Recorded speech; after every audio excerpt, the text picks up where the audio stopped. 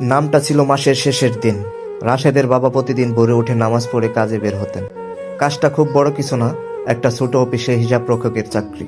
বেতনটা খুব বেশি না, কিন্তু সংসারটা চলে যেত হিসেব করে।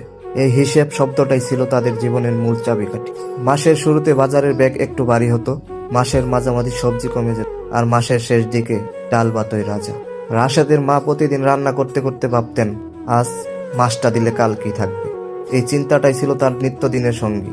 রাশেদ পড়তো স্কুলে, তার ইচ্ছে ছিল ইঞ্জিনিয়ার হওয়ার। বন্ধুরা নতুন ফোন আনলে সে হাসতো, কিন্তু বাড়ি ফিরে চুপচাপ বই খুলে বসে, কারণ সে জানতো তার স্বপ্নটা দামি আর বাবার পকেটটা সীমিত। একদিন স্কুল থেকে ফিরে সে বলল, স্যার কোচিং করতে বলেছে। বাবা কিছুক্ষণ চুপ করেছিলেন, তারপর বললেন, দেখি বাবা, চেষ্টা কর। সেই চেষ্টার মানে রাশেদ বুঝতো, বাবা হয়তো নিজের শার্টটা আর কিনবেন, মা হয়তো পুরনো শাড়িটাই আরেকবার পরবেন। মাসের শেষ দিনে বিদ্যুৎ বিল এলো। মা চুপচাপ বিলটা বাস করে রাখলেন। বাবা হিসেব করলেন, এই মাসে আর কিছু কেনা যাবে না।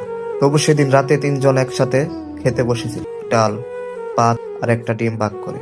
মা হাসতে হাসতে বললেন, ডিমে অনেক সুখ। ওই হাসির পিছনে কত ত্যাগ ছিল রাশেদ সেদিন বুঝে। বছর গড়ালো, রাশেদ পড়াশোনায় ভালো করলো। একদিন সে কলেজের সুযোগ পেল। বাবা সেদিন চুপ করে জানালার পাশে বসেছিলেন, মা চোখ মুছলেন আঁচলে। রাশেদ বুঝলো, মধ্যবিত্ত পরিবার মানে শুধু অভাব না, মধ্যবিত্ত পরিবার মানে নীরব ত্যাগ, অপ্রকাশিত স্বপ্ন আর নিঃশব্দ ভালোবাসা। তাদের ঘরটা বড় ছিল না, কিন্তু সেখানে বিশ্বাস ছিল। টাকা কম ছিল, কিন্তু আশা কখনো ফুরায়। কারণ মধ্যবিত্ত পরিবারে সবকিছু হিসাব করে চলতে হয়, শুধু ভালোবাসাটা কখনো মাপা যায় না।